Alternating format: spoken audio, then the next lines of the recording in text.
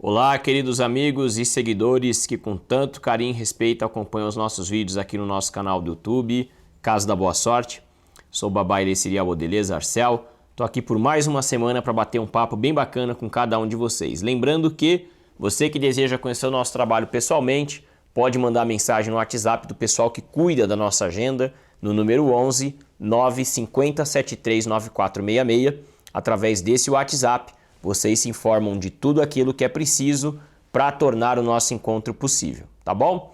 Pessoal, hoje é o último dia da série de vídeos que a gente gravou e disponibilizou aqui no canal com o tema qual é a forma mais adequada de ingressar na religião tradicional Urubá. E como eu tenho falado já desde o primeiro vídeo, eu acredito não só na religião tradicional Urubá, mas em qualquer instituição religiosa que você escolheu ingressar, enfim, ter uma prática ativa, né?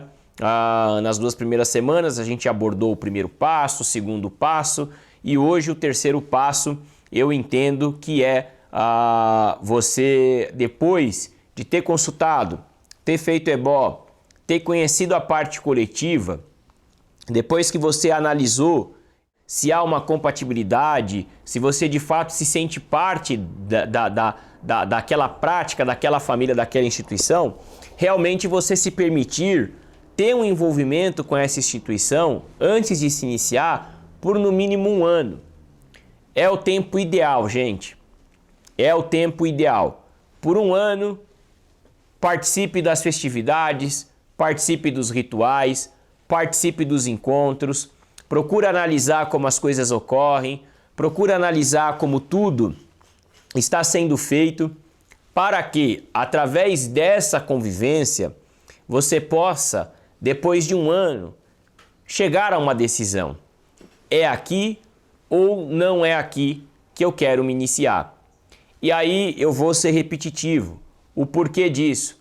Porque não é saudável para uma pessoa ser iniciado por um sacerdote e depois, no decorrer da vida espiritual dela, ela ter passado na mão de 30 sacerdotes. Isso não é bom.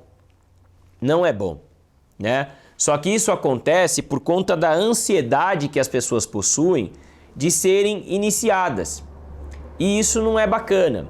É legal você poder ser iniciado por um sacerdote ou sacerdotisa e daqui a 10, 15, 20 anos você ainda está dentro dessa família espiritual, né? Só que o porquê que infelizmente no Brasil a gente vê ocorrer justamente o contrário? Porque aqui no Brasil o pessoal tem a cultura de que iniciação é ebó. A quantidade de gente que joga e aí na consulta sai a orientação, você tem que ser iniciado, né? Como se de fato a iniciação fosse algo que tem que ser feito ali rápido, porque é a única alternativa, e aí a pessoa acaba se iniciando sem nem ter tido a oportunidade de conhecer o templo, a instituição, o sacerdote, a família, é enorme. Isso tem sido muito comum. E não, eu vou falar uma coisa aqui para vocês. Quando você consulta a Ifá, o Eren de Logum, o oráculo até pode mostrar que você tem a necessidade de ser iniciado, mas não significa que você tenha a obrigação de ser iniciado, né? Todo jogo ele traz ebó. A iniciação é uma recomendação que a pessoa pode ou não seguir, né? Não existe o do Ifá que diz você tem que ser iniciado amanhã. Existe o do Ifá que fala de que é importante a iniciação como forma de um desenvolvimento espiritual para a pessoa. Mas isso vai acontecer quando a pessoa se sentir à vontade, quando ela se sentir apta para isso, né? E no Brasil não, no Brasil a quantidade de manipulador de oráculo que também manipula pessoas, olha, aqui o jogo diz que você tem que fazer orixá para ontem, porque senão você vai morrer. Gente, isso não existe, né? Um ebó, ele traz a solução para qualquer situação. Então eu digo isso para que tanto os sacerdotes tenham mais responsabilidade, como os devotos tenham mais conhecimento, para justamente evitar essa situação lamentável que é a pessoa vai, se inicia na base do susto e aí daqui a 1, 2, 3 meses ela está arrependida pelo fato de ter sido iniciada. Não é bom. Outra coisa que as pessoas se queixam muito, Babá, enquanto eu era cliente, o sacerdote me tratava super bem. Eu fui iniciado, eu passei a ser maltratado. É um problema. Isso é um problema muito triste. É lógico que a função de um sacerdote é orientar os seus seguidores e muitas vezes ele precisa, em alguns momentos, de uma certa rigidez, de uma certa rigorosidade, né? Agora, isso não significa ser grosso, ser estúpido, maltratar as pessoas, ser deselegante, não. São coisas distintas, né? Por isso é importante o pessoal entender o seguinte: quanto mais tempo você puder conviver antes de se iniciar, melhor. Porque eu entendo assim, se você está numa casa de orixá e o seu sacerdote te trata bem, mas ele trata uma ou outra pessoa mal, nada impede de um dia você ser essa pessoa que ele está tratando mal. Então é extremamente importante que cada um de vocês que estão assistindo esse vídeo façam uma reflexão profunda a respeito disso, para que vocês possam analisar, porque eu parto de um princípio: para que alguém me engane, eu preciso permitir que essa pessoa me engane. Então, se eu permitir que essa pessoa me engane, eu é que me enganei. Então eu falo isso tanto para sacerdotes que muitas vezes abrem as suas portas para seguidores que não valem nada, como para seguidores que chegam até sacerdotes que não valem nada. Seja o sacerdote que te enganou ou um seguidor que te usurpou, para isso ter ocorrido é porque de alguma forma ou de outra você permitiu. E se você permitiu, o erro é mais seu que o do outro, né? Então, eu falo isso com a finalidade de que as pessoas possam evitar os equívocos e os enganos. Porque o lugar que a gente vai ser iniciado, o lugar que a gente escolhe para praticar nossa tradição religiosa, é algo sagrado.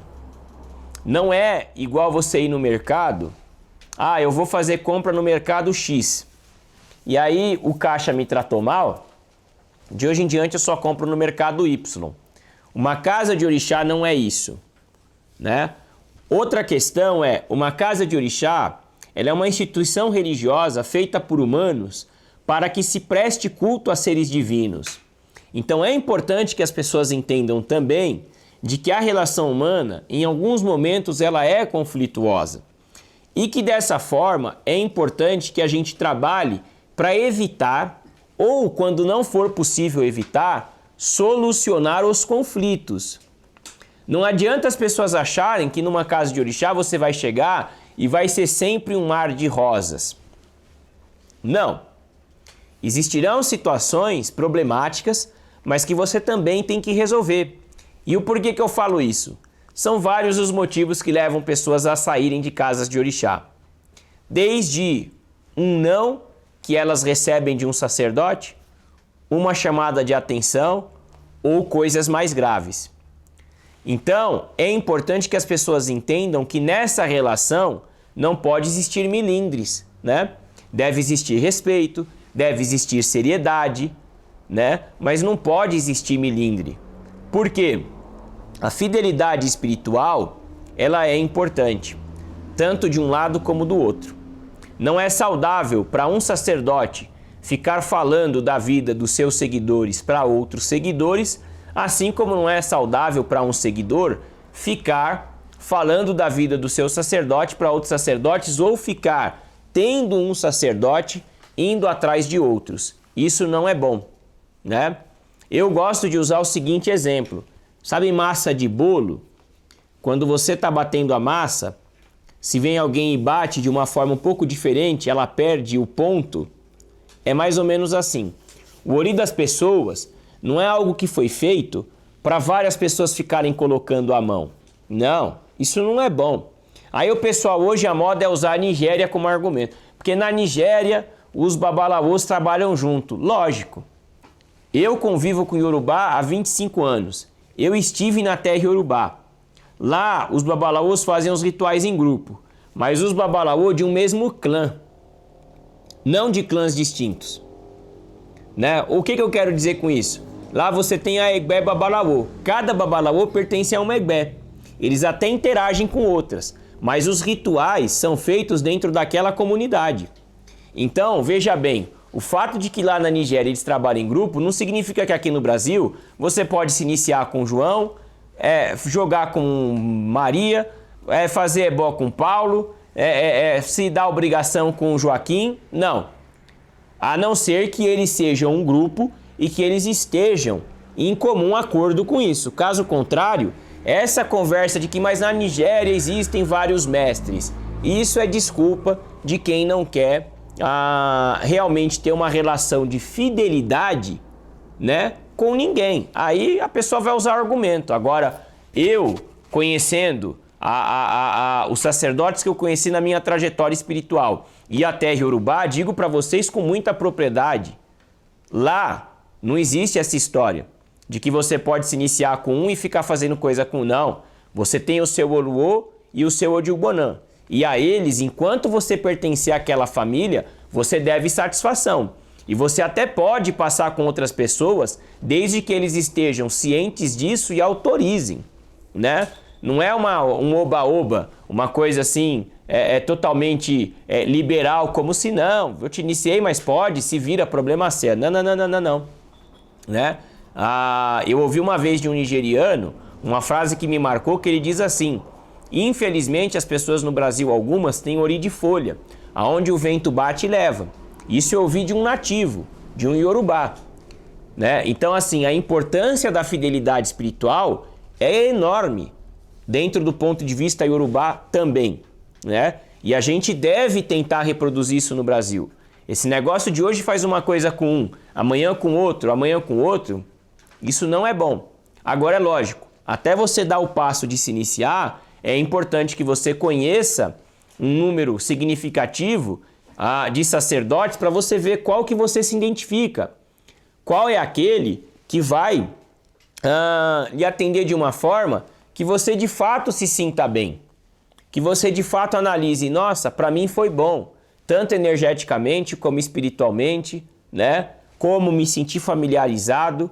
Isso é muito importante, gente. Então, nessa série de vídeos que a gente disponibilizou aqui no canal, nessas últimas semanas, o nosso objetivo foi ajudar você, principalmente você, que ainda não escolheu uma família espiritual, a fazer isso de uma forma consciente, de uma forma responsável.